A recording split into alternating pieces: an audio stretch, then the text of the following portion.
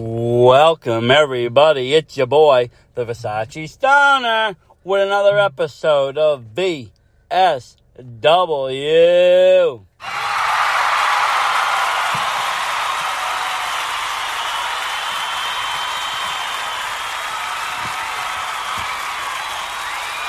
Thank you, everybody.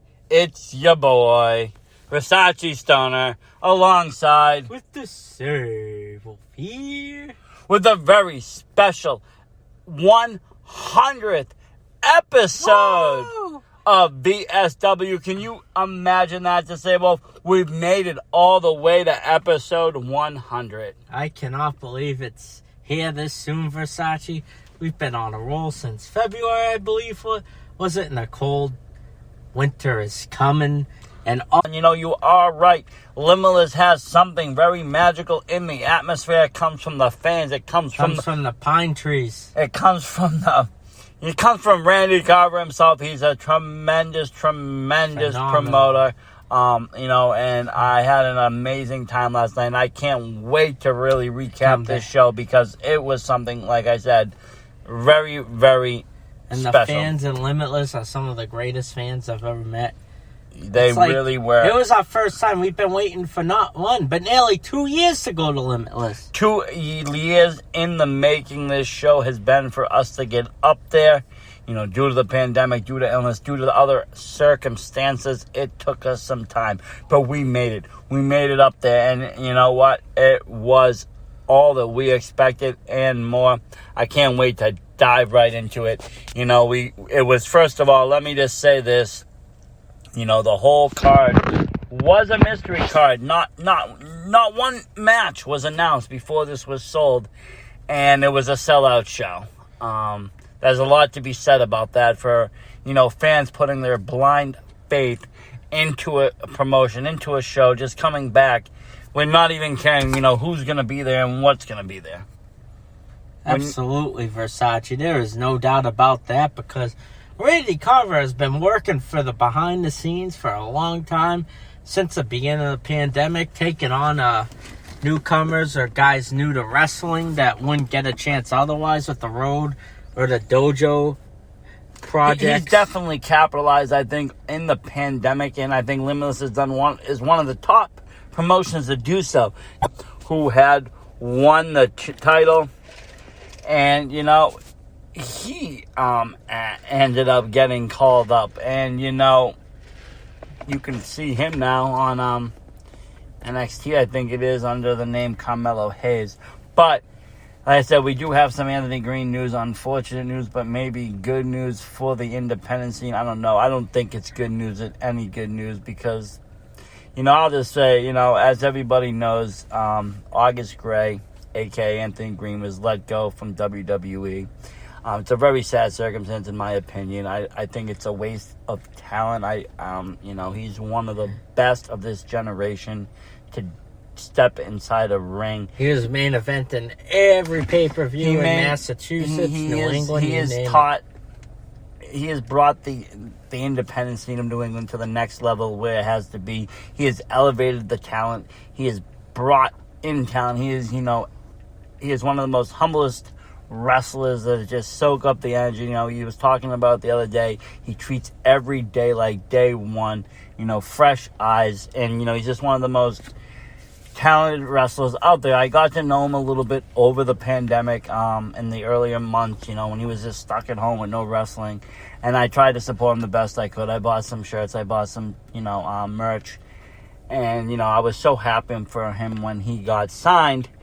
And, you know, he was the last Limitless champion. He didn't actually lose the title. He left it, and he walked away when he went to WWE. And, you know, months later, now they're releasing him. I don't know where he's going to go.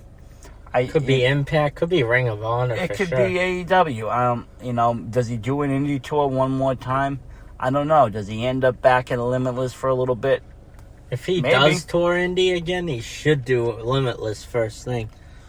He should. I mean, he was their champion. He didn't actually lose the title. And he was in an active storyline. You know, we were supposed to see that great 5-star banger of a match before the pandemic of Chris Statlander taking on Anthony Green for that championship.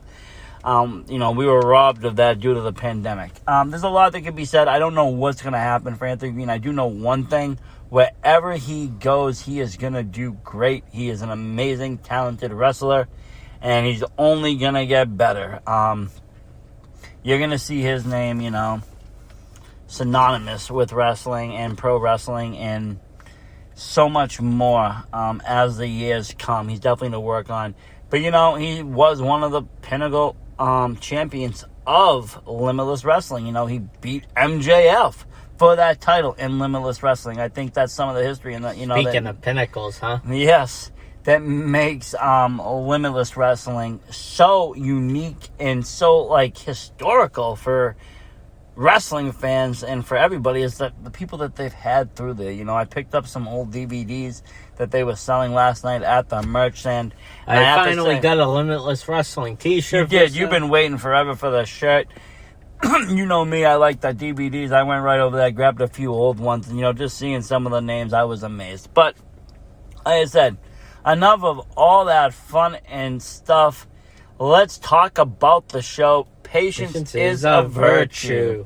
It was opened up with a very exciting matchup. Superstar matchup, actually. You had a return to Limitless that we haven't seen in a minute.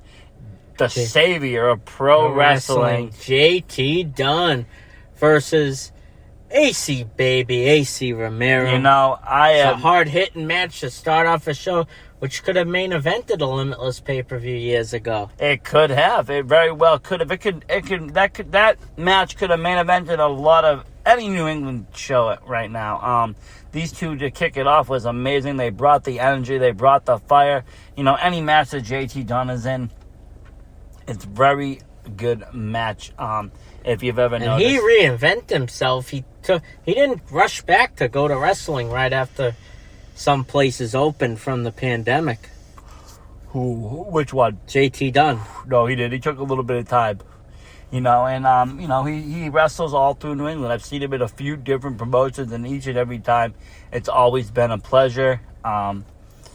Really, I can think of the last time he did brilliant work was when I saw him at with that Teddy Goods. The New England All-Stars. Yeah, when their first show came back. And plus, we saw him in Chaotic as well. And it was great to see him, back in Limits. Like I said, he was there early on. And going back to some of those names that were on those DVDs, JT Dunn was one of them. And, he's a name in the history books for New England wrestling, and so isn't AC Romero. AC, baby, he did debut in AEW's first ever match in the Casino Battle Royale at the first Double No. But he's been on a tear in Impact Wrestling as of late. And he finally came back on the road main eventing. He got his revenge against Adam Booker for all these years in Limitless. AC Baby's definitely a Limitless original from Saco, Maine. Plus, speaking of that, you got him, as you saw on the road, he had been feuding with the other one, Alec Price, the Prize City OG. That set up a feud that's going to be on Pressure Point. AC Romero, Alec Price, Daniel Garcia. It is a VSW-sponsored match, ain't it, Versace? It is, and it's going to be for the world title, and I don't know who's going to win that one. That's going to be incredible. But, like I said, these two opening up the match was tremendous. And absolutely. You couldn't pick out a better opener to kick off. There were chops being exchanged. They were even fighting each other outside of the ring. They were, and we were sitting right there, right in the front. You could hear every chop. You could see, everything. It was great. It was a very physical matchup. These two gave it their all, and, they brought the energy that stayed with the show the whole night. AC with some very great words after the match. Really, it was just saying none of this was happening without the fans. Thanked everybody right to kick off. It was AC with the win over JT Dunn to that. And like I said, though, he thanked the fans. He thanked everybody. And like I said, it was a really heartwarming message to kick things off. Speaking of kicking things off, it was really great seeing Rich Palladino back in Limitless Wrestling. Hell yeah. Rich's professional wrestling in New England. I mean, don't get me wrong. I love the ring announcer all through the road, but there's just something about a Rich. Absolutely. Doesn't get any better than Rich, don't it? It does not. And speaking of better, the next matchup was, one of my favorite matches of the night. You had the Prize City OG, Alec Price versus Robert Martyr. The Poisoned Youth. Poisoned Youth, baby. I've become a fan of Martyr over the last couple of months. He's really shown, that he's a really good wrestler, actually, for how young he wrestles, you wouldn't think he's so young. No, you would think he's been around for ages. And he must be very dedicated in the gym. He must be very dedicated when he was in training, And one of the big moments of this match actually happened right before when the Prize City OG slapped the fan's glasses and broke them down. Oh, I saw that. He attacked the fan. He never attacks me, though, I'll tell you that, because I cheer for him. I'm a fan of the Prize City OG. I hope he walks out as the next Limitless champion. I really want to see him do it. His time is now, but, let me tell you this. He definitely is not a fan of the fans. Definitely not. Versace, he definitely ain't. It's his time now. He keeps running in, and there were a lot of grappling matches. Either one were both using their athleticism throughout the match. Irish whips, grappling, some submissions, you named it. These guys had a bunch of flips, man. It was a very good old school kind of feel matchup. These two, it wasn't just, it wasn't a battle. It was a wrestling match. And there's a difference. These guys both know how to wrestle. They know how to chain wrestle. They know how to lock up. They're both very talented young wrestlers, and they're both hungry for wins and for titles. Especially Alec Price hits his time. Like we said several times, like he says, and he keeps that eyes on the prize. That is his mentality. And with that mentality, that got him the victory yesterday. Especially with those kicks in the head were too much for Martyr to cover. And he has to prove himself. He is going to be in a very tough situation come pressure point when he's standing there, not only head-to-head with, I would say one of his arch enemies in Limitless Wrestling, AC Romero. He's also got to stand head-to-head with the reigning Limitless champion and one of my personal favorites, Red Death Daniel Garcia.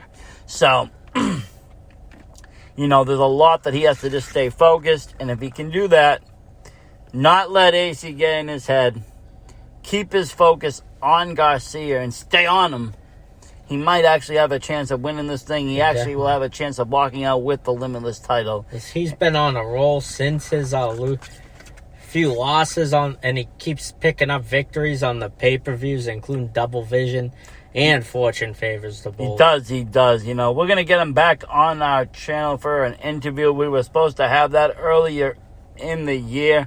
Some things came up, and, as the world happens, everything started opening up, so things got busy. But we are going to reach back around with Alec Price. Hopefully, we can get him back on the show if he's not too busy, because we did have some questions for him then, and now we definitely have some more for him now.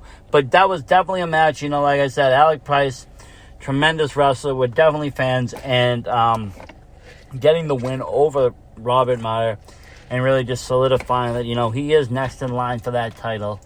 And we're just going to have to wait the pressure point to see if he can pull that off.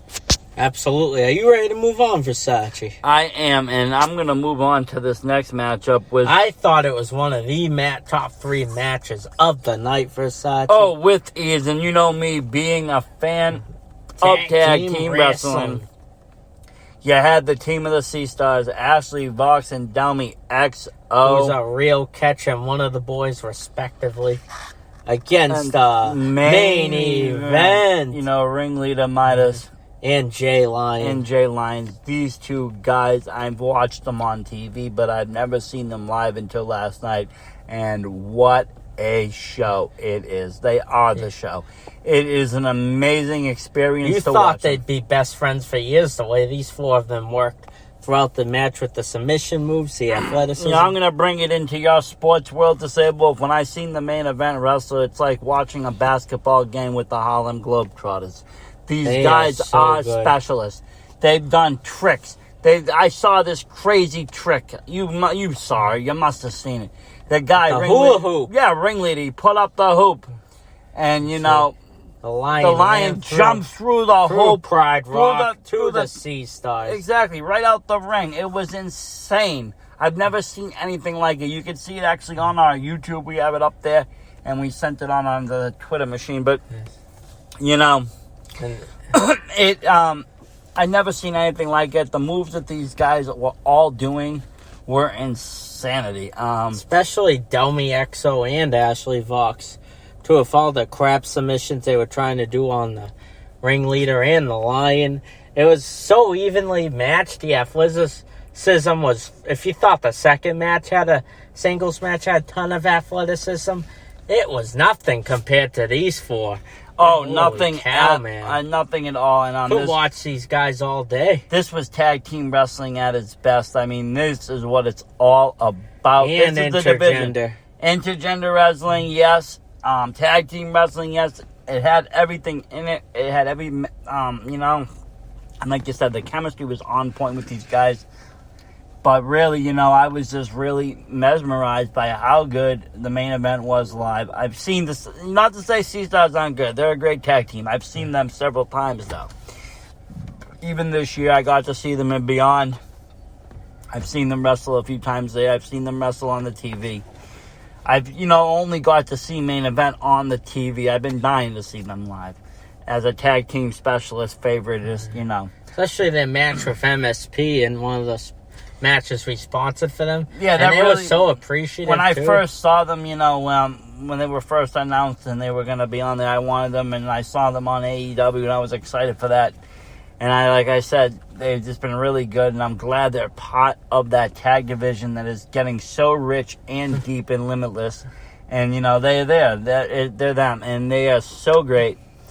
If you can watch, when it comes out, you got to watch this match. Like, just say Wolf said, it is one of the top 3 matches of the night. Easily a 5-star match. It was a 5-star banger. Whatever you want to call it. That could have been in a lot of Sports Center highlight reels, too, especially with the Sea Stars having the maneuver of their own with Delmy XO running into, jumping off them, and Ashley Vox doing a somersault to them. Oh, the athleticism that they possess is insane. And then they do the hooks with the mouths, and they do all of it. They are tag teams are all about, too. Both of these tag teams are what tag teams are all about. And you know how I feel about tag teams. They have to be not in the same gear exactly, but they have to have matching gimmicks. They have to have the matching, come out together. I don't like makeshift tags. I really like real tag teams that have worked together. You don't like the Rock and Sock connection, Versace? No, I don't. It's fine for one match, but I mean, look at all of this. That's not a tag division. They putting belts on so many makeshift teams for no reason. There's no need for it. Thank God in WrestleMania 9 they didn't give it to Hogan and Brutus. Thank God. It would have been a very sad day in wrestling history because IRS and $1 Million Man were great champions. And it just doesn't, you don't need that makeshift tag team to win things. You don't need 2 stars like that. Look at the Young Bucks there. When they were AEW World Tag Champs, it feels like a world title caliber. Yeah. As opposed to 2 random guys having it for a collection. Exactly. Or even 2 random champions. I don't need it. I don't need 2 randoms. I need people to work together. It's something about the chemistry of a tag team that works together like that. And they may have a small tag team roster up in Pine State, Maine, but boy, does it make up for talent. Oh, I mean, and it's getting only bigger and bigger. They keep bringing in more and more people. So, it's really going to be, it's going to only get better. I don't know what's going to happen. It was a shame that MSP did lose to Daniel Garcia and Kevin Blackwood about those limitless world titles. It's just, But the Sea Stars did pull out the victory over the main event in a really, really close match. It was a really close match, and it was the Sea Stars with the impressive and victory. They had a good show of sportsmanship. But kudos right to all after. four. They all shook hands. They were friends. They knew it. But you know what I was thinking after the match ended, Versace, with the four of them? What was that? They should tag together and do an 8-man tag team with some of the teams Limitless has. They can even bring the competition, or Davey Ann and Becca. Or they could. You might need those. You honestly. They should team up for like a Survivor Series match or something down the road. Or you know what they could do? It would be a great match if we had seen a 4-on-4. Now hear me out. This is a little crazy, but okay. So you got the Sea Stars. You got the main event. You let them versus Prestigious, and put John Alba into the ring. Put John Alba into the ring. Oh, I'm sorry. I mean Alba. It's hard to remember pre-show obsessive. I know. You're always forgetting the names. But you put in Alba, let them wrestle 4-on-4 and see what happens. That would be a great matchup. But, this like I said, was one of the top 3 matches of the night. I loved it. If you're a fan of tag team wrestling, go and watch it when it comes out. You're going to want to watch it. You're gonna die to see it because it's just great. And are you ready to move on, Versace? I am, and this next was a really moment that really, it really warmed my heart in Limitless Wrestling.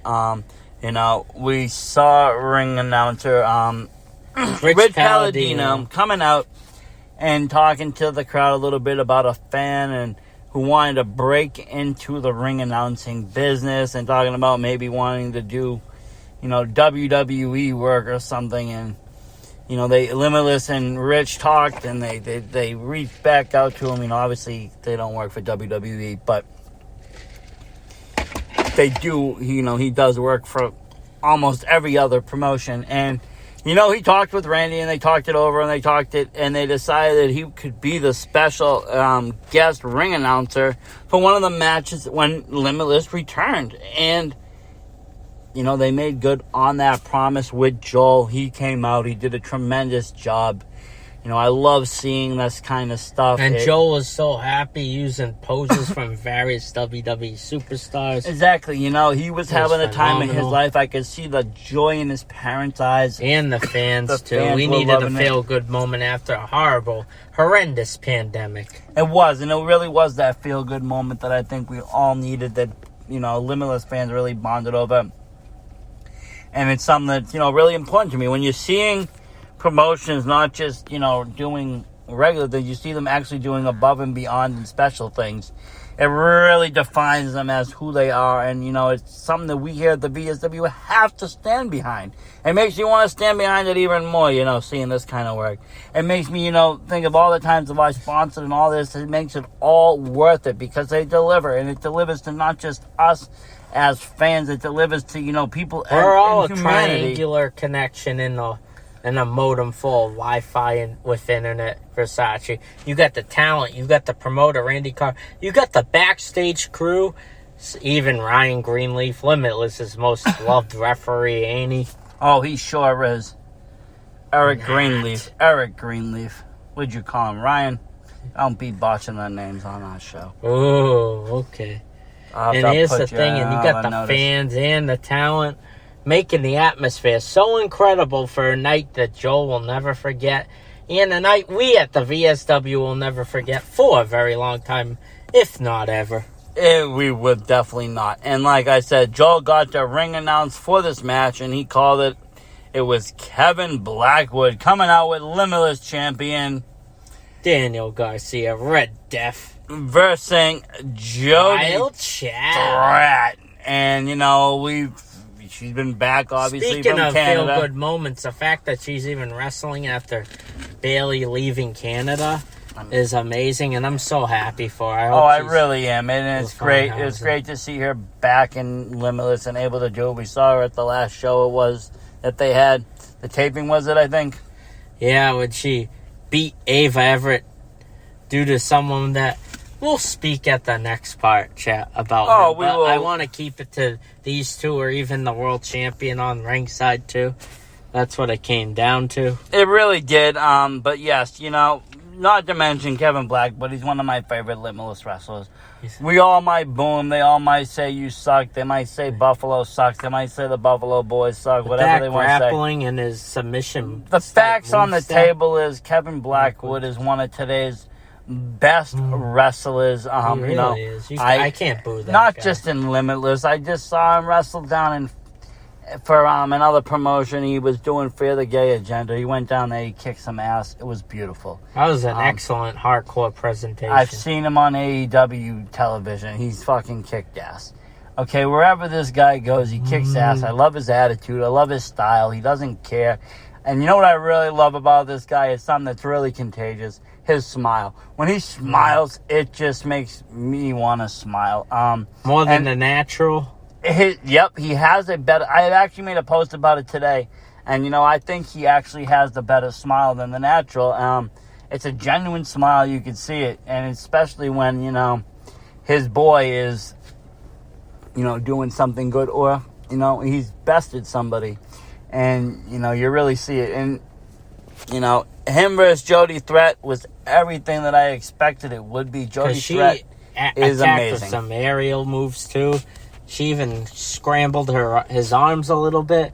He kept using submission. But you have Daniel Garcia getting involved a little too much towards the end, Versace. Well, that's the thing. You got the champion, and he's there, and he's not afraid to, do what he has to do. And it allowed Blackwood to roll up Jody Threat, similar to how she rolled her up Ava Everett when she got distracted by Love Dug in the last pay-per-view on IWTV.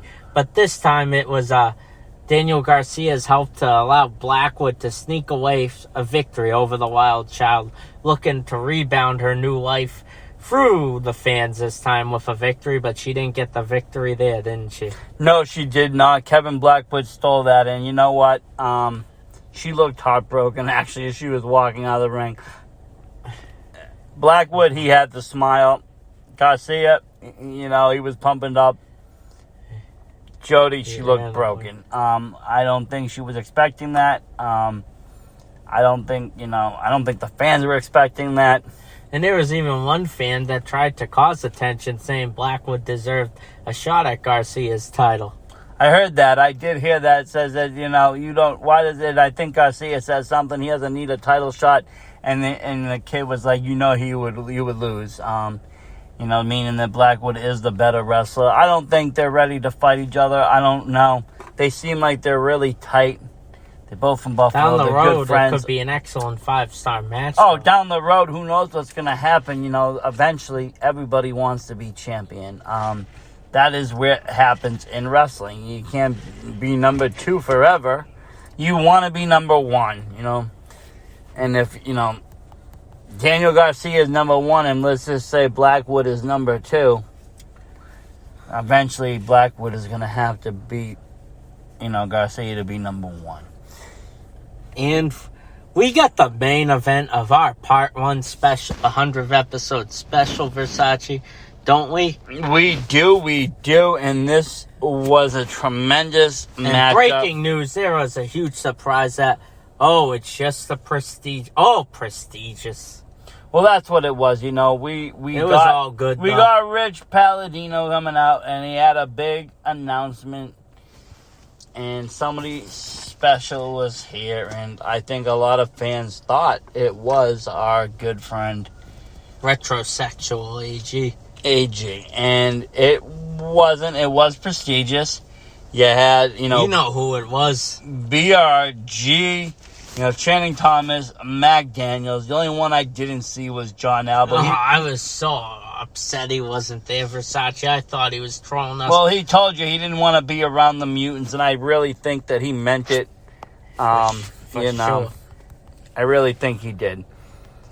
But What was he, standing in the sun watching sports, fantasizing about the main attraction? Must have been. I don't know what he was doing, but he wasn't there. He wasn't at Limitless. He wasn't in Maine. But his presence was felt. I tried to start a Where Was Albert chant, but no one seemed to care. They didn't care. I think they would rather him not there, honestly. I'm the opposite. I like John Albert, what he's I know you like him, but I think, honestly, Randy Carver was actually kind of happy to not have him sitting next to him. He was relieved. I don't think he wanted to listen to him anymore. I think it's been a long road for him. Long pandemic, too, for him. And they just didn't want to do it. But anyways, there was a return to the announce table. And that was cool, too. It was just a special night. But, this prestigious, they came out. They talked about how they are the number one trio in Limitless. And we had a challenge for that, and it was the very nostalgic and iconic MSP, the Danger original Kid, Pooey mainstay Aggro, and Alexander Lee, all coming out, buoys and all. They had the grunge look. You would think it'd be a special return like an AG or Chris Strat, the way the Limitless clouded in Yarmouth. The barn exploded. Went wild. My God, I haven't seen anything like that. I thought the roof was going to blow off the AmVets. It almost did disable. If it almost did, and these guys came out and they just fought. They fought and they fought. They have that. I love seeing Danger Kid and his cutthroat sign. He goes crazy.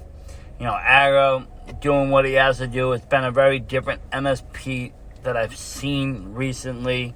If you watch them, they were also in Fear the Gay Agenda. It was a little bit of a different You had both of MSP members flip off, I believe, Shan Thomas with Alexander Lee jumping from the turnbuckle on him, stomping on him. These guys all had a great matchup. At times, they were in control 100%. Because all those clowns and prestigious I thought they were going to let themselves get distracted. It wasn't the case at all. And they were on point. They were on point. They had a game plan and they executed it. Whether Albert wrote the plan for them or they came up with it, most likely not. I still say their success comes from Albert. But anyways, we're not going to talk about that. He got those three together, though. He did. He brought them together. That's what the magic's all about. But, I think they went in with the plan and they came out. They weren't expecting to face MSP. They weren't expecting them to come out. But, BRG is ready for anything. Absolutely. He started off so young in NCW a few years ago, but he turned from just a whiny crybaby to a perfectionist whiner who loves to insult people. It is hilarious for Saj. He is very good on the mic. I will give him that. And he's very good in the ring. And he got mad at me when I said "Go Bolts, go" as his Canadians made it to the Stanley Cup Finals. Oh, yes. He is a big hockey fan, and he's very good wrestler in the ring. He's trained by Matt Bennett and, Mike Bennett and Matt Tavern. And those are two great names in, not just the wrestling world, but also in the training world. He's very solid in the ring, and, he's just only going to the top. He's going to be called up someday. He'll be just like somewhere. The natural Shannon Thomas. For a while, he was only wrestling in top rope. Seemed he that finally way, got his chance to sign. He's broken out, too, and he's just doing great work everywhere he goes. All these guys are doing great work everywhere they go. But one of the times I loved when you got Danger Kid, Alexander Lee, and Aiden Negro jumped over the top rope into this prestigious nearly in the stands of the fans. That was a holy shit moment. Oh my God, it was. I couldn't believe what I saw. And like I said, the crowd was so fired up for Maine's favorite, at this point, trio, MSP, Mainstay Posse, that, they were behind them the whole night, and it was a shame and a tragedy of what happened. MSP, I don't think, has been on such a good roll. I don't know. I mean, I feel like they let the locker room down with their loss to Garcia and Blackwood. You know, that's a big blow to the tag team. But they did try to call an audible and bring an original MSP and innovator, leader of the dojo, Alexander Lee, in there. Oh, the hardcore Jesus, yes. You know, and he's a great wrestler, but he's only a man. And, you know, these guys did the best they could do. At the end, it wasn't enough. Prestigious, you know, they're dirty. They're not the cleanest team. They're going to pull every trick in the book, and they did, and they beat MSP. I think Shannon Thomas nailed one of the MSP members with a low blow. It wasn't even the blow. Weren't you watching the damn match? Yeah, of course I was. Didn't you see the bully? Yeah, of course I saw. I know he was using it like a guitar. Yeah, but didn't you see him? He was right in front of us. He bashed him over the damn head with the bully. Okay, you're like the ref. You didn't see shit. I get it. But I did see the ending of the Doomsday Supplier to MSP. Yeah, you did see that, unfortunately, huh? Your eyes were working then. But yes, and that's what ended it. And then we saw a very, very emotional ending. Don't blame me. I was looking for Alba to interfere. Yeah, I know. You weren't watching what was right in front. You were looking behind you to see if Alba was next to Randy Carver. But, yes, you know, it was a very emotional ending after that. You know, we saw a little bit of a ritual. We saw the buoys come down. MSP crowded and Alexander the original Lee. MSP jackets and flags landed on Alexander Lee. He put the jackets, they laid their jackets down. They laid the flag down over them. They looked at him. Really sad moment. You could see tears in everybody's eyes, and they walked away. And I think that is the end of the main state posse. I think they'll just simply be known as MSP. They are known as just MSP now. You will see a whole new style. Because both want to move on, with Alexander Lee having a responsibility and leading the next generation. And he's also in his own new gimmick. As you can see, he's moved on, as we saw him in NCW tonight wrestling. So, you know, he's doing his own thing. And MSP is definitely going to be doing theirs. Like I said, if you've seen them in Fear the Gay Agenda, I think it's going to be more of that style drip in the way they dress and the way they wrestle. It's going to be a newer style. And good for them, Versace. They've been doing a lot of great things. I love it. You know, their newer style, I think, is going to be great. Was I a fan of grunge MSP? Sure, I was. When I first saw them in NCW, yeah. But to be honest with you, I'm really actually excited and a fan of their new stuff that is coming out. You know, they're both two talented wrestlers with a lot to give the community, and it's great to see them.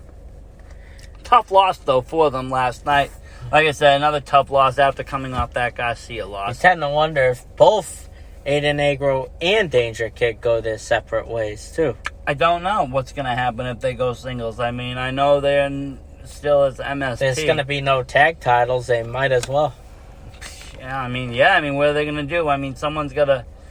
Eventually, again, you want to be at the top. And to be at the top, you're going to be at the championship. But, you know, I thank everybody. This has been a great episode. We are just about out of time on our part 1 of episode 100.